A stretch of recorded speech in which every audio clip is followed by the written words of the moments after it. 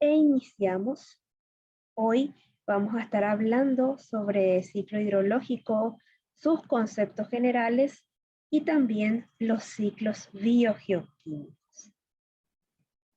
Nos planteamos como desafío de aprendizaje del día de hoy que cada uno de ustedes pueda identificar los procesos generales que forman parte del ciclo hidrológico o ciclo del agua, que puedan conocer el funcionamiento general de los ciclos biogeoquímicos en el mundo natural y que también puedan comprender ejemplos, vamos a ver dos ejemplos, de los ciclos gaseoso y sedimentario respectivamente. Por ello, nuestro contenido a desarrollar es el concepto de los ciclos, luego hablaremos del ciclo del agua, hablaremos de cómo se da este ciclo, sus procesos a nivel de la biosfera, hablaremos sobre el impacto antrópico, los impactos que están causando hoy en día las actividades que lleva adelante el ser humano, y finalmente estaremos haciendo mención de los ciclos biogeoquímicos, estudiando dos en particular para ejemplificar un ciclo gaseoso, en el ejemplo del ciclo del carbono, y un ciclo sedimentario en el ejemplo del ciclo del fósforo. Estaremos hablando en el transcurso de nuestro encuentro del día de hoy. Iniciamos preguntándonos, ¿qué es un ciclo? Cuando hablamos con la palabra ciclo en general, estamos haciendo referencia a un proceso donde el final de una serie de pasos o de sucesos va a originar una nueva serie. Es como decir que en realidad no tenemos un inicio ni un final, sino que es una serie de pasos permanentes. En el mundo natural, en la naturaleza, los elementos químicos, esos elementos que en algún momento ustedes lo relacionaron por su presencia en una tabla periódica, van pasando por estos ciclos, por esta serie de pasos que en muchas ocasiones no tiene ni principio ni fin entre la fracción viva y la fracción no viva o la fracción abiótica, que incluye agua, aire y suelo. Y estos elementos, a través de estos diversos procesos químicos, están en permanente movimiento. Bajo este concepto de lo que es un ciclo, vamos a ponerle un nombre característico al movimiento de esos elementos químicos y se van a llamar ciclo biogeoquímico. Lleva el prefijo bio porque durante el movimiento de estos procesos pasa en un momento por los seres vivos. Todos nosotros tenemos como constituyentes dentro de nuestro organismo, algunos en mayor proporción y otros en menor, a varios de estos elementos químicos.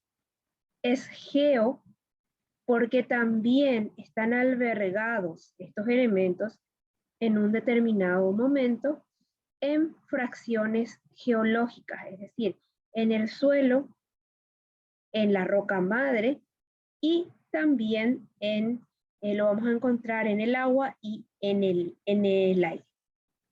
Y es químico porque el movimiento siempre va a estar involucrando cambios químicos, reacciones químicas. Entonces a estos ciclos biogeoquímicos los vamos a reconocer como ese permanente movimiento entre los seres vivos y su medio físico de estos elementos. ¿Y cómo se clasifican estos ciclos biogeoquímicos? Se clasifican en tres grandes grupos. El primero de ellos es un ciclo que no es de un elemento, sino ya es de un compuesto, el compuesto agua, como ustedes lo conocerán, formado por dos átomos de hidrógeno y uno de oxígeno, es un ciclo de características independientes y así lo vamos a estudiar. Luego tenemos un grupo de ciclos llamados ciclos gaseosos, entre los cuales podemos mencionar el ciclo del nitrógeno, el ciclo del carbono y el ciclo del elemento oxígeno. Estos ciclos son gaseosos porque la principal reserva, el sitio geológico, el sitio natural en el cual se encuentra en mayor proporción estos elementos es el aire. Estos elementos tienen características gaseosas y por lo tanto dan ese nombre a los ciclos. Y podemos tener otro grupo que son los ciclos sedimentarios, entre los cuales podemos mencionar al ciclo del fósforo, el ciclo del azufre, ciclo del calcio, ciclo del magnesio y ciclo del potasio, que por su naturaleza, la principal área de reserva, el principal reservorio es el suelo. De ahí su nombre sedimentario, porque están contenidos en los sedimentos, en la litosfera. La litosfera es toda esa roca madre que está por debajo de la fracción de suelo y por supuesto también encontramos a estos elementos presentes en el suelo. Entonces son los tres grandes grupos de ciclos.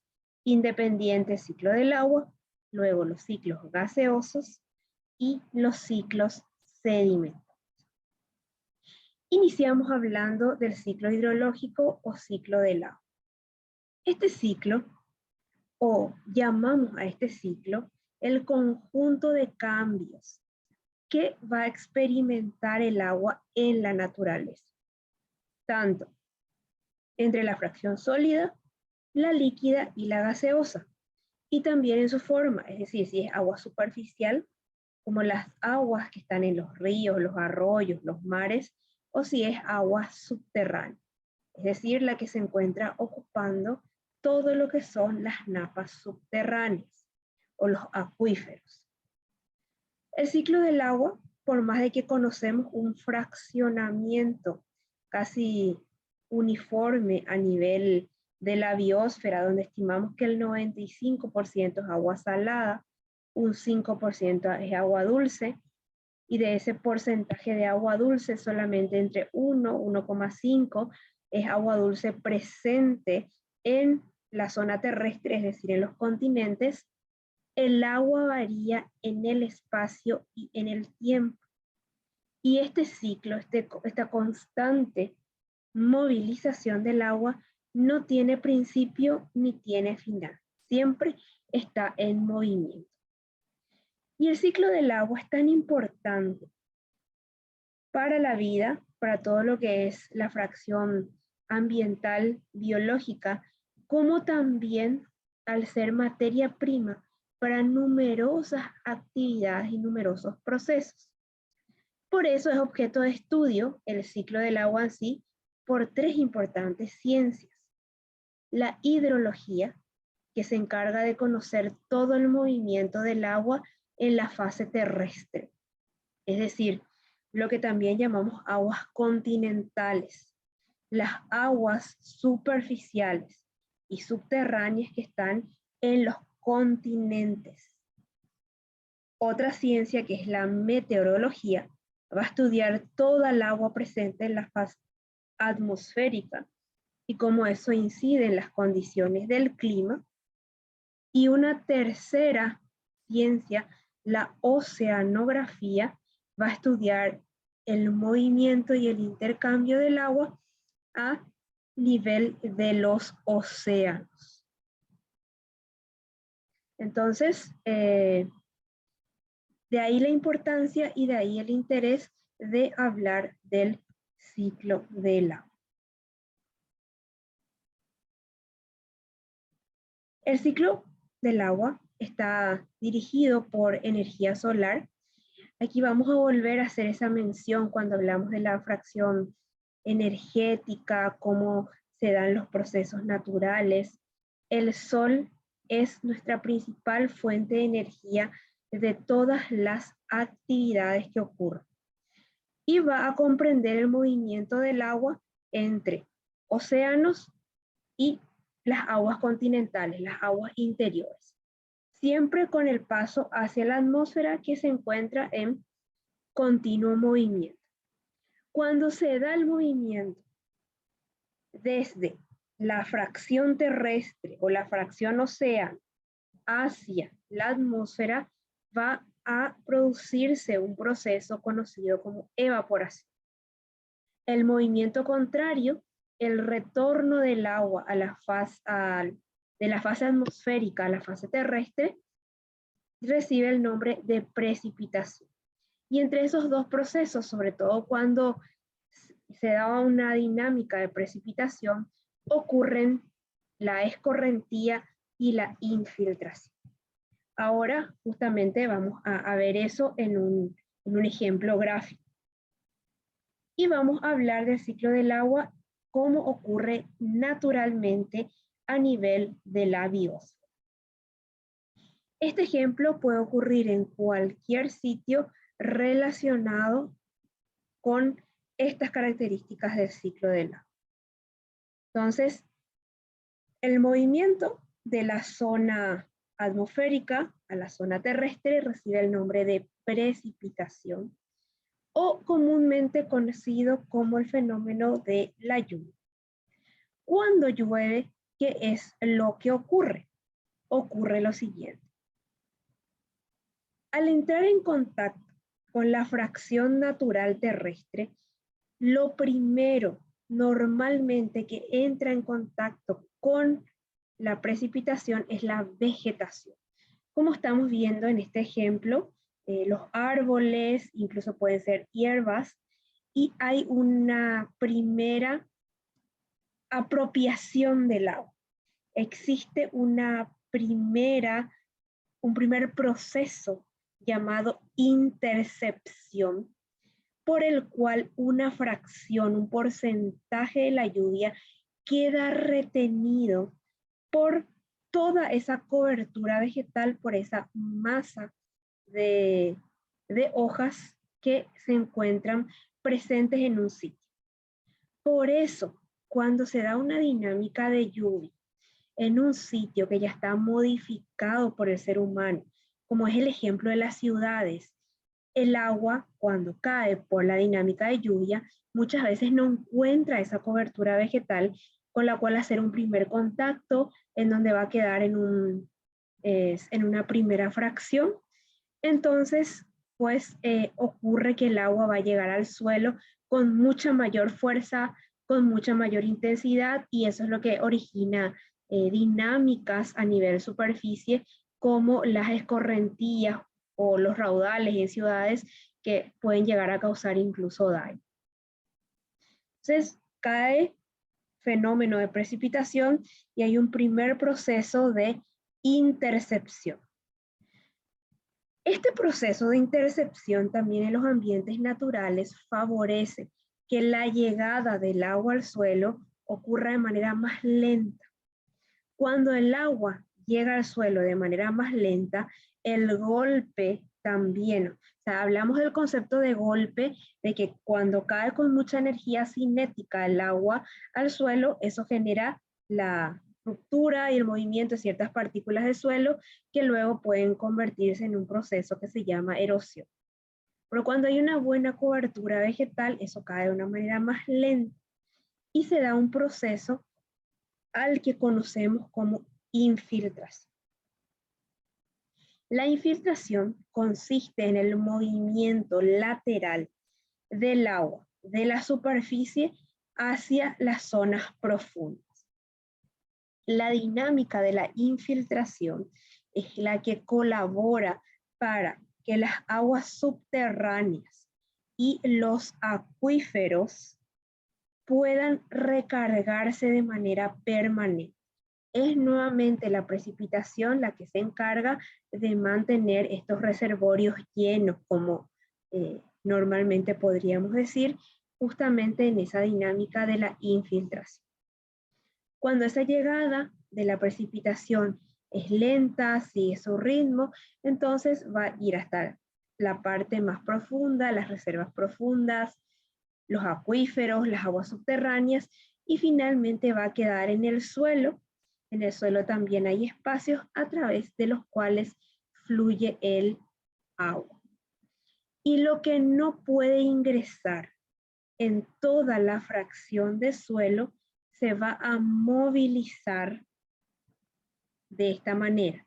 Se va a movilizar siguiendo la pendiente, yendo de la zona más alta por gravedad a la zona más baja. Y ese proceso recibirá el nombre de escorrentía superficial. Entonces la escorrentía va a ser ese proceso por el cual se va a movilizar a lo largo del suelo el agua que no pudo infiltrar en el suelo y llegar a recargar áreas subterráneas.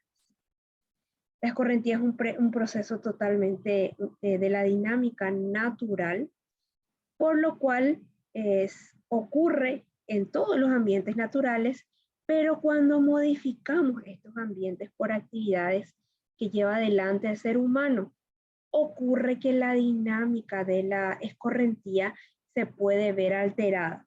Puede darse con mayor intensidad, puede arrastrar mayor cantidad de suelo. Eso ocasiona lo que se conoce como erosión. Y si hablamos de entornos urbanos, ya la escorrentía incluso se conoce en una problemática que hoy en día en países en donde no hay una buena propuesta de desagües fluviales, constituyen lo que se conocen como raudales.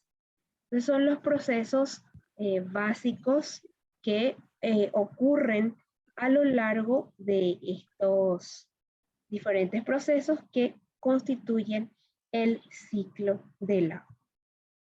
Y vamos a ver un poco esos procesos, la precipitación, movimiento, flujo del agua de la atmósfera al suelo, forma parte de un flujo descendente de arriba para abajo. ¿Cómo medimos la precipitación? Y básicamente la precipitación se mide bajo el concepto de altura de agua caída, que es cuánto mide una lámina de agua que se acumula en la superficie después de la precipitación, cuando si considerásemos que toda esa precipitación queda en ese lugar, o sea, considerando que no existe infiltración.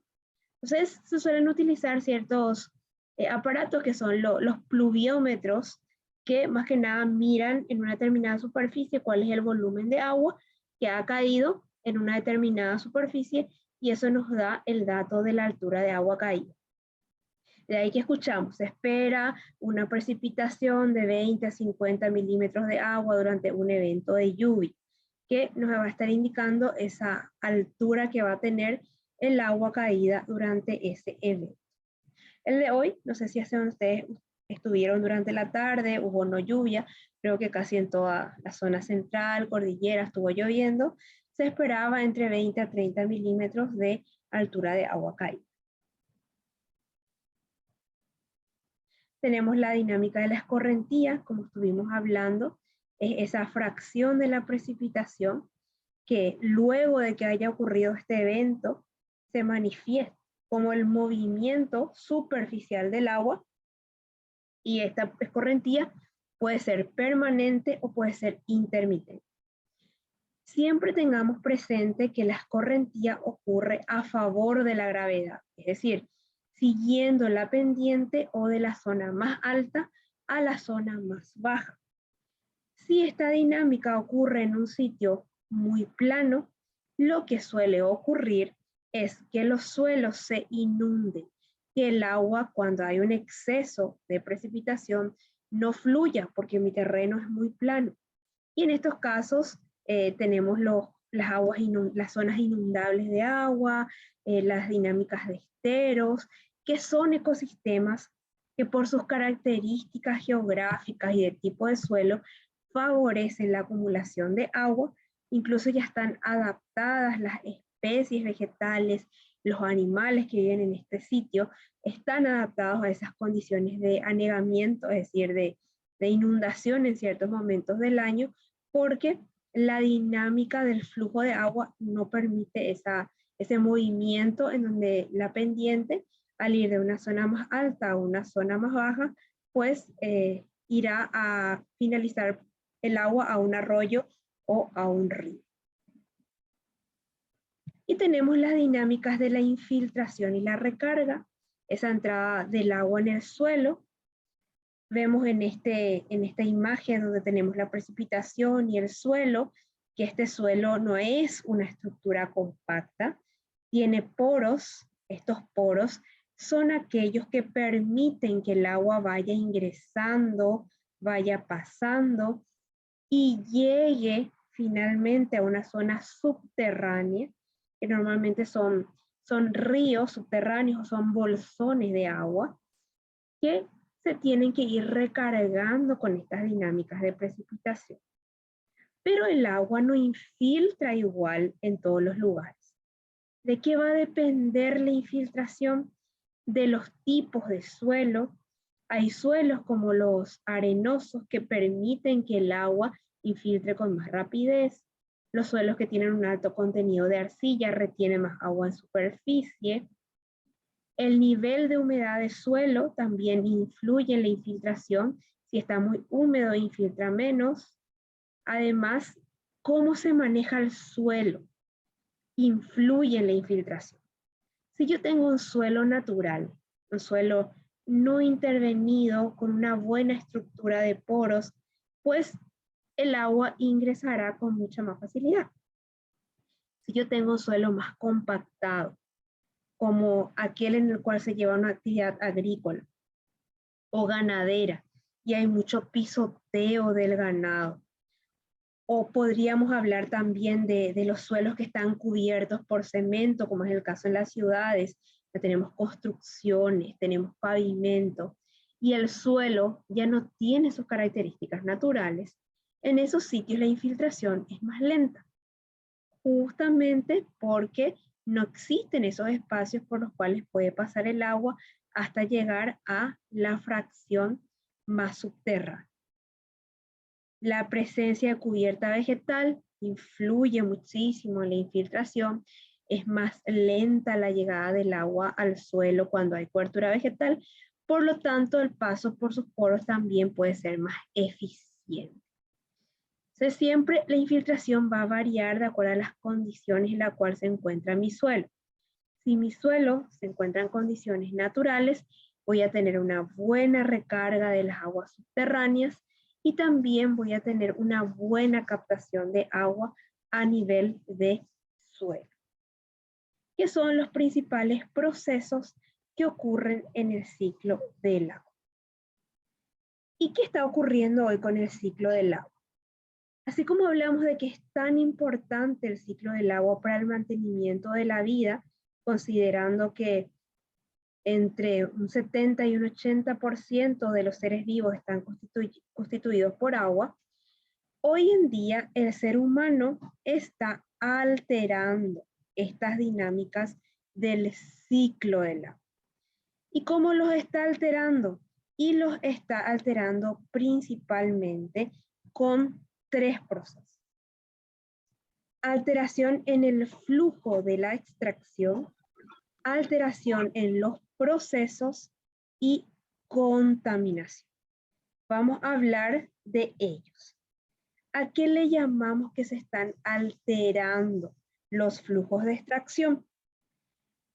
El ser humano extrae agua para diversos usos, desde nuestra provisión de agua potable hasta numerosas actividades productivas del sector primario como agricultura y ganadería, actividad industrial y procesos de desarrollo de la vida en diferentes sectores. Muchas veces la extracción de agua de una fuente natural, que puede ser superficial, como un río, lago o arroyo, o puede ser subterránea, como es el caso de un pozo. Los pozos normalmente extraen agua de estas aguas subterráneas. Puede ocurrir que el ser humano esté extrayendo más rápido de lo que se pueda recuperar una recarga subterránea, o de cómo se pueda mantener un concepto que se llama el caudal natural de un curso de agua.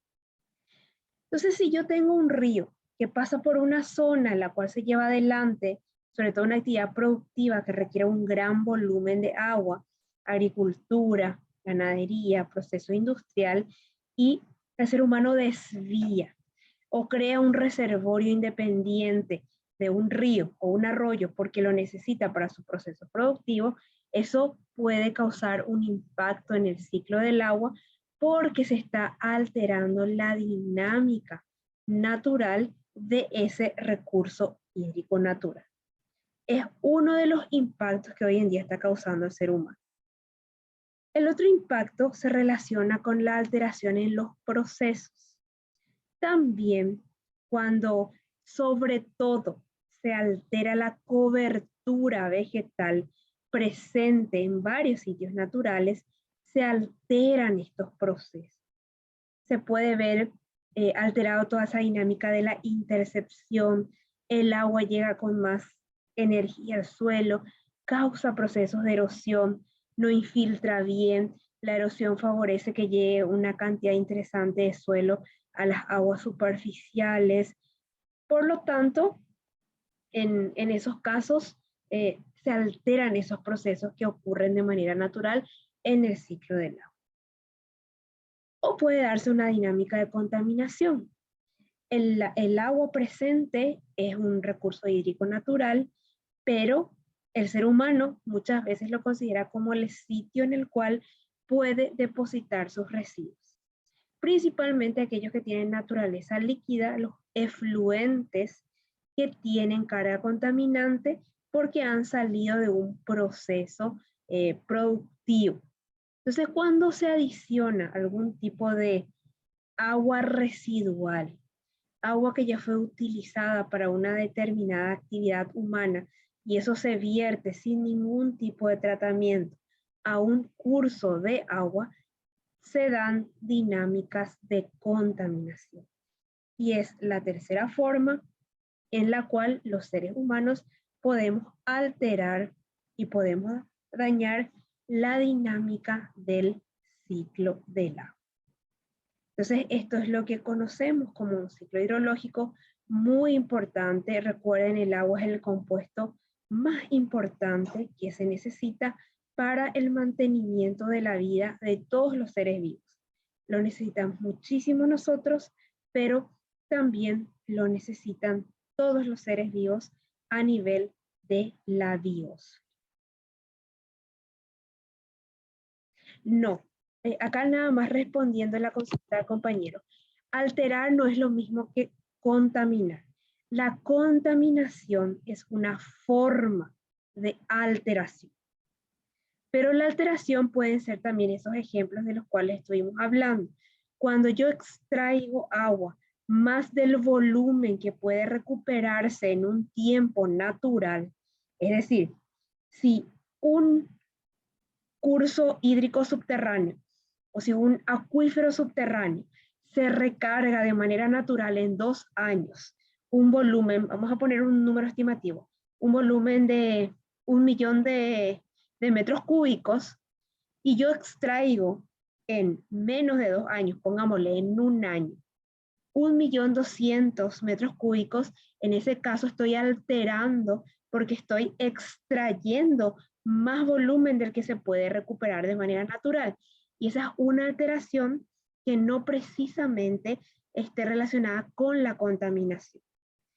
Porque la contaminación tiene que ser adicionar a un curso hídrico de características naturales compuestos químicos o compuestos biológicos que pueden alterar sus condiciones naturales o lo que llamamos también su calidad. Entonces, esa es un poco la diferencia entre alteración y contaminación. Son como dos conceptos que están muy relacionados, pero que son diferentes. Si tengamos en cuenta que la contaminación es una forma de alteración del ciclo del agua. Y ahora vamos a ver ejemplos, 2 ejemplos para conocer las otras 2 formas de ciclos. Los ciclos gaseosos y los ciclos sedimentarios. En el ejemplo del ciclo gaseoso, recuerden que habíamos dicho que la principal área de reserva de los ciclos gaseosos es el aire. Tengamos presente justamente cuál es la composición del aire. El aire está compuesto de nitrógeno, dióxido de carbono, oxígeno, algunos materiales, algunos elementos inertes que están presentes, pero principalmente la esencia de los elementos en el aire es nitrógeno, carbono y oxígeno. En este caso, estaremos hablando del ciclo del carbono como un ejemplo de ciclo gaseoso, porque hoy en día forma parte de varios análisis, de varias realidades de alteración de cambio climático y calidad del aire, hablar de cómo se moviliza el carbono. El carbono también es un importante elemento para la vida, constituye el 49% de la materia orgánica, es decir, de las estructuras, de las moléculas que nos forman a nosotros, los seres vivos, y el carbono presente en la atmósfera es muy importante. ¿Por qué? Porque está en forma de un compuesto conocido como dióxido de carbono que va a ser utilizado por ¿quiénes? Por un grupo de seres vivos que son los vegetales, que van a aprovechar este dióxido de carbono presente en la atmósfera y a través de la captura de energía solar van a llevar adelante el proceso de la fotosíntesis.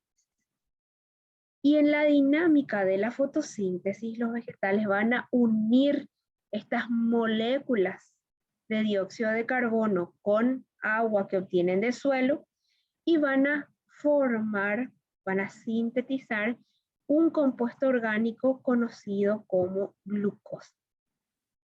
Este ciclo del carbono tiene dos momentos, o lo que podemos conocer también como dos etapas.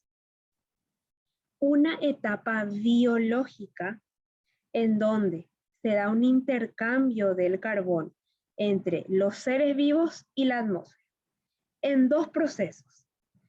El proceso de respiración y el proceso de fotosíntesis. Es la etapa biológica, relación seres vivos con la atmósfera. Y hay también una etapa geoquímica, en donde se alteran en los sitios en los cuales existen lo que son las rocas carbonatadas que tienen carbono en su estructura y se van degradando por acción propia del tiempo, así como también la descomposición de la materia orgánica. Como hablamos que la materia orgánica, los seres vivos están compuestos en un 49% de carbono, cuando morimos, cuando muere cualquier ser vivo, los microorganismos descomponen la materia orgánica y dejan disponibles los elementos en carácter elemental en el suelo. Esa dinámica de degradación también forma parte de esta etapa biogeoquímica del carbono. Vamos a verlo ahora en un ejemplo gráfico del ciclo. Si vemos esta imagen en la cual tenemos un vegetal, tenemos la atmósfera y tenemos la fracción de suelo. Principal reservorio del carbono en forma de dióxido de carbono es la atmósfera. Este dióxido de carbono es aprovechado por el vegetal en un proceso llamado fotosíntesis para formar un compuesto que se llama glucosa. Esa es la primera etapa o la etapa biológica del ciclo del carbono. Pero también este vegetal lleva adelante un proceso que se llama respiración. La respiración biológica que realizan todos los seres vivos, animales, vegetales, microorganismos, en los cuales podemos hablar de bacterias, protozoarios, hongos, todos realizan el proceso de la respiración biológica. La respiración biológica no es lo mismo que la respiración pulmonar, solamente para hacer esa diferencia. La respiración biológica es un proceso en el cual el organismo de todos los seres vivos degrada, va separando en partes más pequeñitas las fuentes de alimentos para producir energía. Y en ese proceso de degradación de los alimentos para producir energía, se libera dióxido de carbono. Entonces, todo el dióxido de carbono que nosotros liberamos en ese proceso en el cual obtenemos energía, ¿dónde vuelve? Y vuelve a la atmósfera. Lo liberamos en el proceso de respiración biológica. Entonces, esa es la etapa biológica de intercambio de dióxido de carbono con la atmósfera. La planta o los vegetales reciben, captan dióxido de carbono para formar glucosa, pero todos los seres vivos volvemos a liberar dióxido de carbono en el proceso de la respiración biológica. ¿Y qué ocurre en la etapa geoquímica? En algún momento, este vegetal va a morir. Cuando muere, va a descomponerse y en ese proceso de descomposición de los seres vivos, todos sus elementos y entre ellos principalmente el carbono vuelve a fracción elemental. Ese proceso en lo que fue la época cuaternaria ocurrió de manera tan lenta que dio origen a el carbón y el petróleo. Todo lo que son los combustibles fósiles que hoy en día estamos utilizando para todas nuestras actividades. Por eso que el ciclo del carbono es un ciclo tan sensible, porque lo que hoy tenemos disponible de combustibles fósiles es proceso de miles de años de degradación de materia orgánica por acción de los microorganismos a presión, a condiciones de presión atmosférica. Entonces, hoy se extrae petróleo, se extrae carbón utilizado para actividades productivas. Ojo, no decimos que está mal, solamente estamos contando lo que sucede. Y en la quema de estos combustibles fósiles se libera dióxido de carbono. ¿Por qué esto hoy en día está constituyéndose en una alteración de la presencia de dióxido de carbono en la atmósfera? Porque imagínense, llevó miles de años de degradación de materia orgánica obtener estos combustibles fósiles. Y nosotros los estamos utilizando a una tasa tan rápida en dinámicas de combustión, ya sea en la actividad productiva como en la fracción móvil, que estamos adicionando a la atmósfera mayor cantidad del dióxido de carbono que normalmente tiene. Entonces, esta adición más superlativa de dióxido de carbono puede causar alteraciones. Es más, causa alteraciones asociadas a la calidad del aire, a fracciones de contaminación del aire, a eventos como lo que se conoce como el efecto invernadero, la creación de una capa de gases que no permite la correcta salida de la energía solar cuando ingresa a la Tierra, y esto trae consigo desbalances que hoy en día se estudian y forman parte de todo un proceso que llamamos aceleración del cambio climático. Como el cambio climático es algo que normalmente ocurre, está sucediendo que se alteran las condiciones naturales relacionadas con esta adición de los dióxidos de carbono. En realidad los combustibles fósiles no son tan recientes, o sea, llevaron mucho tiempo que se pueda obtener el producto natural de los combustibles fósiles.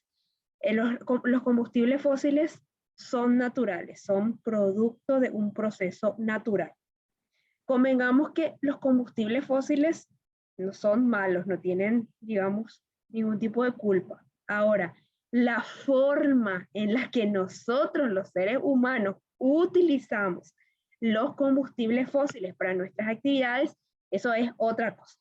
O sea que tampoco que nadie le quiera, pobrecito, estar diciendo que son malos. Muchas veces escuchamos, ¿verdad?, que no es bueno el uso de combustible fósil. En realidad el combustible fósil es un producto de la naturaleza. Ahora, que el ser humano haya descubierto estos combustibles fósiles y se haya dado cuenta de que le pueden servir como una fuente energética para actividades productivas y que haga una extracción muchísimo más rápida de lo que se pueda recuperar, por eso que son, o sea, es energía no renovable, el uso de los combustibles fósiles sí ya causa alteraciones y forma parte de la dinámica de contaminación, tanto del aire, sobre todo del aire, así como también de la parte del suelo. ¿Cómo sería? Si dejamos la combustión de los fósiles, ¿alteramos el ciclo? No, si nosotros dejáramos de extraer combustibles fósiles, quedarían en la fracción natural, en condiciones de presión a nivel subterráneo, y no estaríamos alterando la dinámica del ciclo. Si no lo usamos, nuestro ciclo no estaría en un proceso de alteración. Pero como es muy poco probable que, ya que lo ha descubierto, el ser humano deje de utilizar combustibles fósiles, yo más diría hasta que imposible, porque muchas de las actividades productivas hoy están diseñadas y conducidas con el uso de combustibles fósiles, entonces esto probablemente va a seguir. Lo que se está tratando de apostar cada vez más es en la optimización de tecnología. Es decir, crear tecnologías más eficientes que reduzcan los efectos contaminantes en procesos industriales o incluso dentro de actividades primarias, agricultura, ganadería también, para evitar una liberación tan contaminante de dióxido de carbono. En eso se trabaja más antes que, seamos bien sinceros, en generación de energía renovable. Porque la generación de energía renovable necesita ciertas condiciones. Si es energía hidráulica, la que nosotros tenemos, generación hidroeléctrica, necesitamos los saltos para generación de energía. Si es eólica, necesitamos grandes campos para tener una cantidad suficiente para lo que necesita una determinada población y sobre todo la actividad productiva.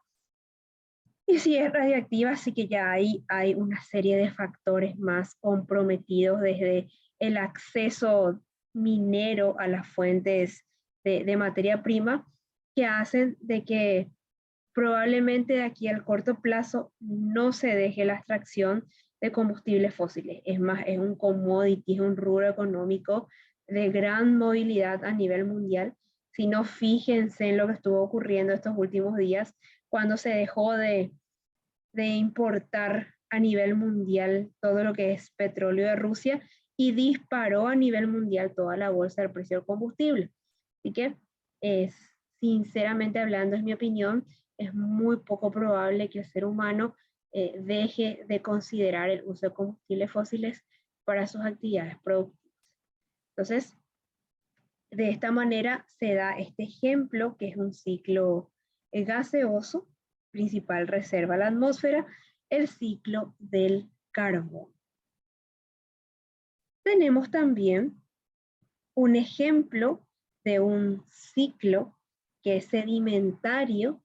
La principal reserva de este elemento, el fósforo, es la roca madre. Es esa fracción que está por debajo del suelo, en donde algunos tipos de rocas, no son tampoco todas las rocas, son rocas de características sedimentarias, tienen presencia del elemento fósforo. El ciclo de este elemento se da entre el suelo y el agua.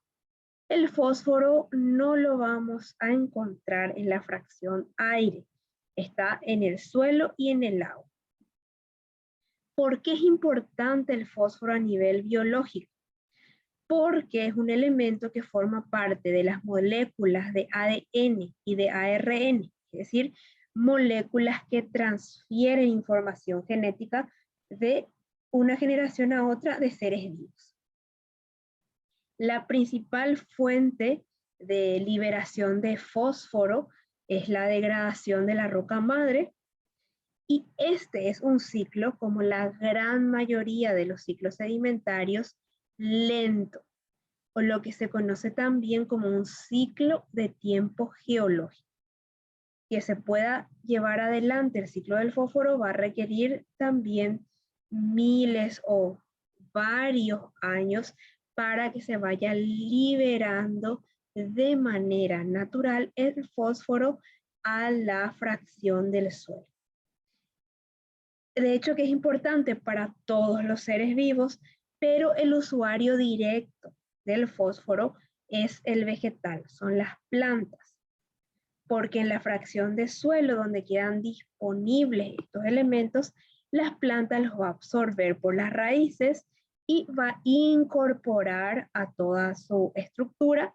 De ahí va a pasar a los herbívoros, los que se alimentan de los vegetales, y luego a los carnívoros, que nos alimentamos de los herbívoros, para incorporar fósforo a toda nuestra estructura biológica. Y vamos a ver un ejemplo. Tenemos en las zonas más profundas las rocas fosfatadas. Volvemos a repetir, no todas las rocas, no todos los sedimentos tienen fosfatos, tienen fósforo. Solamente en ciertos sitios a nivel de la biosfera están presentes estas rocas. Estas rocas se van a degradar. Ese proceso de degradación se conoce como orogénesis, y estas rocas van a liberar el fósforo en forma de fosfato soluble en el suelo. Pero otra forma en la cual en menor cantidad, pero también se va a disponibilizar este fosfato soluble, es la degradación de los seres vivos. Así como esa degradación de animales, vegetales y microorganismos liberaba dióxido de carbono, en ese proceso de degradación, para la redundancia, también se van a liberar los fosfatos, que son otros componentes que están presentes en los seres vivos. Entonces, en esa dinámica de degradación de restos de seres vivos, se da una dinámica de mineralización.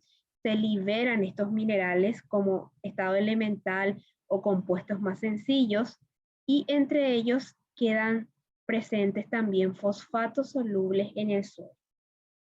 No todos los suelos tienen una cantidad suficiente de fosfato para una correcta nutrición de sus vegetales. Por eso que en ciertas zonas tenemos vegetales mejor nutridos con fosfatos, y en otros pues tenemos algunos con deficiencia. ¿Cómo hoy en día ocurre una dinámica en la cual se altera este ciclo del fósforo? Ocurre que como es tan importante este elemento para la nutrición de los vegetales, y los vegetales a gran escala, o el desarrollo de vegetales a gran escala, es una actividad primaria conocida como agricultura. Entonces, de las zonas en donde hay roca fosfatada, se hacen extracciones como una actividad minera del fosfato para la producción de fertilizantes. Entonces se da la alteración que de las zonas donde normalmente tengo fosfato, el ser humano los extrae a gran escala para producir fertilizante y llevarlo a zonas en las cuales hay en menor proporción. Pero ¿cómo altera esto el ciclo?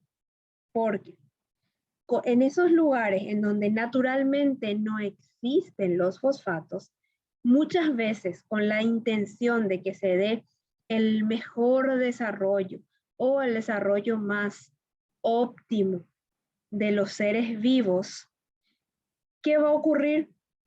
Puede ser que se adicione mayor cantidad de la necesaria de fosfato al suelo. Y cuando se adiciona mayor cantidad de fosfato al suelo, del que realmente va a estar aprovechando, como se dice, la planta, Cuando ocurre una precipitación, este fosfato se infiltra con el agua hacia zonas subterráneas en un proceso conocido como lixiviación, y el fosfato se pierde, queda retenido en el agua y finalmente no es utilizado por los vegetales. ¿Qué nos causa eso? Nos causa pérdida dentro del ciclo de este elemento.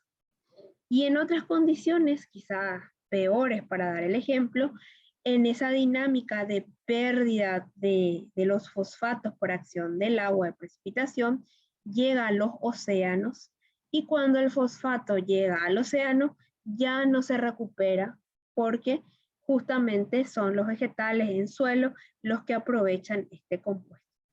Entonces, la principal alteración que se da en este ciclo y en muchos de los sedimentarios es la extracción y el movimiento del elemento de una zona en la que existe a una zona en la cual no se lo tiene. Lo mismo el movimiento de las rocas calcáreas, la extracción de diversas formas de cal, tanto para uso en construcción como para uso en agricultura, que altera la dinámica del elemento porque moviliza de zonas en las cuales lo tengo con alta disponibilidad a zonas en las cuales no se encuentra presente o no se encuentran presentes estos elementos. Entonces, este es un ejemplo de lo que es un ciclo sedimentario. Como ven, principalmente ocurre entre la fracción suelo y la fracción agua. No hay prácticamente intervención del aire, de la atmósfera, en la dinámica de estos ciclos. Entonces, yo les quiero invitar, junto con el desarrollo de este contenido, a la lectura del material que está disponible en nuestra plataforma.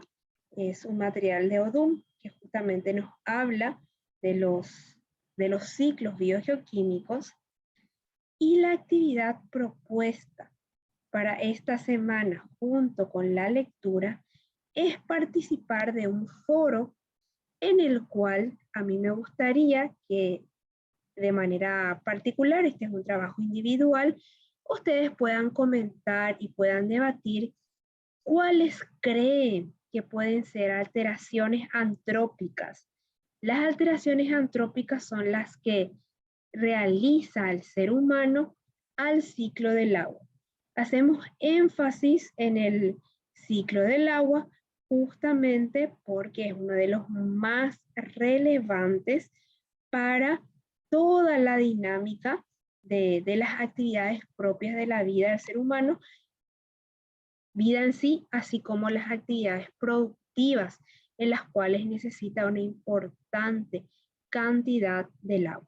Ustedes pueden hablar de alteraciones en actividad productiva, actividad industrial, agricultura, ganadería, actividades urbanas, del tema que ustedes elijan, pero es justamente en función a las características de alteración de este ciclo.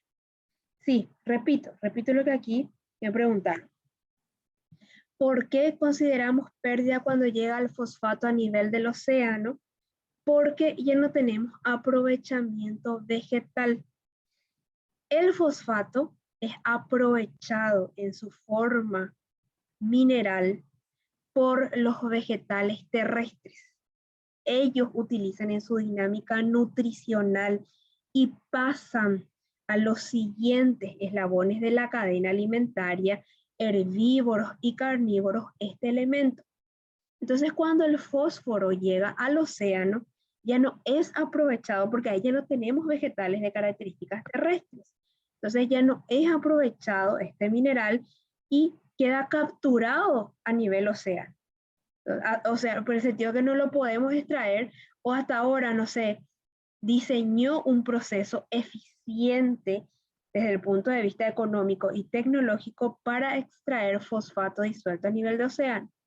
Por eso se considera el fosfato presente en el océano como una pérdida en la alteración de este ciclo hoy en día.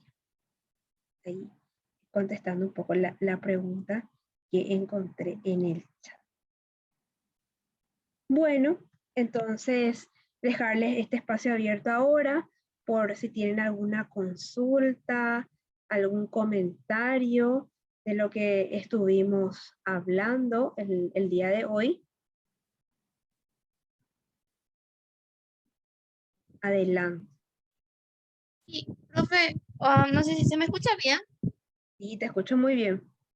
Dale, genial, profe. Yo tenía solamente, si nos querías comentar alguna novedad respecto a algún trabajito, alguna pruebita, alguna cosita así. A veces pues se nos pierden en el calendario con tantas cosas que tenemos, entonces por si acaso nomás preguntaba si había Sí, alguna tareita o algo así. sí, la que ahora iniciamos con esta semana es el foro, un foro en el que cada uno de ustedes va a estar comentando desde su opinión cuál cree que puede ser una alteración al ciclo del agua que va a causar el ser humano. Entonces yo no les pido muchos ejemplos, les pido uno, porque como lo van a hacer a nivel individual, van a encontrar también las respuestas de sus compañeros. Si quieren, en lugar de hablar directamente de una alteración, pueden contestarle a un compañero, hacer un comentario. Todas esas participaciones se consideran como valiosas dentro del desarrollo de la actividad de esta semana. Y la tarea, que sí, ya varios entregaron, de la semana pasada, que actividad que hablamos de ecorregiones, es la tareita grupal.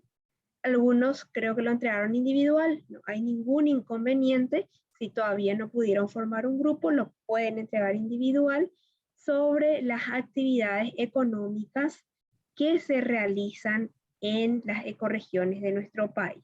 Entonces, esa es la que está todavía abierta como para que ustedes hagan la entrega correspondiente y la que habilitamos el día de hoy con fecha de entrega hasta la siguiente semana. Sí, Fiorella, adelante. Quería preguntarte nomás algo. Es que el tema del foro estuve fijándome y tenía fecha de vencimiento para hoy a las 6 de la tarde más o menos. Eso estaría bien. O ahora acabas de decir que es para esta semana el foro, entonces, ¿cómo sería? ¿Vas a volver a Sí, habilitar? voy a revisar un poco porque creo que habrá pasado nomás algo porque hoy se actualizó justamente el foro como para dejarlo disponible hasta no, está hasta el 25 de marzo. Está disponible hoy y está disponible hasta el 25 de marzo. Así que sin problema pueden ir completando. Figura como fecha de entrega hoy, porque hoy se habilita, pero eso no implica que termine hoy. O sea, no se preocupen que no termina hoy, sino que está hasta el 25 de marzo y ustedes, de acuerdo a su ritmo, lo van a poder ir completando. Dale, profe, gracias. Sin problema. A ver, otra preguntita por ahí. Profe, no tiene que ver con la lección, pero sería con el tema de los exámenes. Sí, ¿Puedes volver a mencionar eso, por favor? sí, nuestra evaluación parcial es en modalidad virtual el viernes 7 de abril, una semana antes, como ustedes probablemente ya conocen, se les va a disponibilizar la guía de evaluación que les va a contar cuál va a ser la modalidad de evaluación, qué tipos de ítem van a tener en el examen, para que ustedes vayan conociendo cómo serán evaluados en esa fecha. Yo sí ya les adelanto que es hasta el contenido de la siguiente clase, como tienen ustedes en su guía de la asignatura, hasta introducción a la contaminación, los contenidos que vamos a incluir en nuestra primera evaluación parcial. La primera evaluación parcial también la solemos disponibilizar por un mayor periodo de tiempo. Nuestra clase empieza a las 20, pero cuando es el día de la evaluación, solemos disponibilizarla desde las 18 horas hasta las 23. Entonces la franja de horario es mayor, como para que algunos a veces me dicen, prefiero hacer la evaluación ya antes de salir del trabajo porque tengo mejor internet, entonces ya está antes si alguien lo quiere hacer. O algunas personas a veces quieren llegar a la casa y ahí hacer la evaluación. Entonces por eso también la dejamos disponible hasta las 23 horas. Eso sí es una característica que les comento, les adelanto también ya en cuanto a lo que va a ser la disponibilidad en plataforma de nuestra evaluación.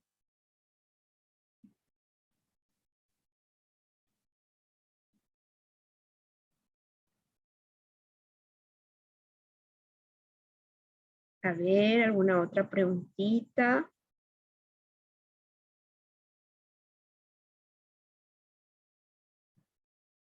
Bueno, entonces hoy nuevamente en este bello viernes, agradecerles a todos ustedes por la presencia, por el acompañamiento, dejarles con la actividad individual de participación en el foro, con la lectura relacionada a lo que son estos ciclos biogeoquímicos a nivel natural y también, por supuesto, como nosotros los seres humanos hoy en día los estamos alterando.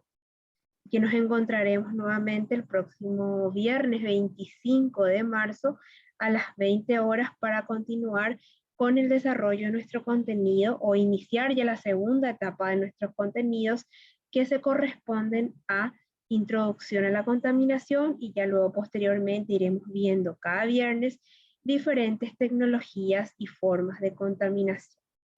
Esperen que voy a revisar mi chat. Sí, alteraciones. Ahora la propuesta del foro es alteraciones del o por parte del ser humano del ciclo del agua. Así mismo, estamos centrándonos en las alteraciones hidrológicas del ciclo del agua.